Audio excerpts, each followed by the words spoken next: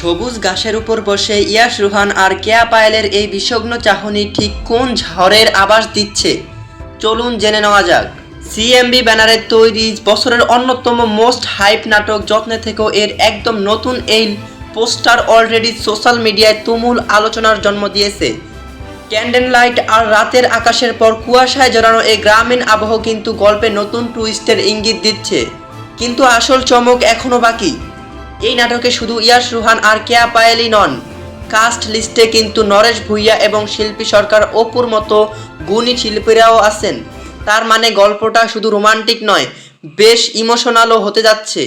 মেহেদী হাসান তরু এবং নাইম ফুয়াদের সিনেমাটোগ্রাফিতে নাটকটির ভিজুয়াল যে জাস্ট নেক্সট লেভেলের হবে তা এই পোস্টার দেখেই বোঝা যাচ্ছে। তবে মেকার্সদের আসল মাস্টার প্ল্যান কি আপনি জানেন? মোহন আহমেদের দুর্দান্ত ডিরেকশন আর ইশতিয়াক আহমেদের স্ক্রিপ্টে তৈরি এই ধামাকা প্রজেক্টটি অন্য কোনো মাধ্যমে নয়, রিলিজ করা হবে শুধুমাত্র সিএমবির অফিসিয়াল ইউটিউব চ্যানেলে। সবচেয়ে গুরুত্বপূর্ণ তথ্যটি শেষে বলেছিলাম, দর্শকদের অপেক্ষার অবসান ঘটিয়ে এই নাটকটি অফিসিয়ালি মুক্তি পাচ্ছে ঠিক আগামীকাল। কাল ঠিক কোন সময় মুক্তি পাচ্ছে জানতে আমাদের চ্যানেলটি সাবস্ক্রাইব করুন। আর যারা ফেসবুক পেজ থেকে দেখছেন, পেজটি ফলো করুন। ধন্যবাদ।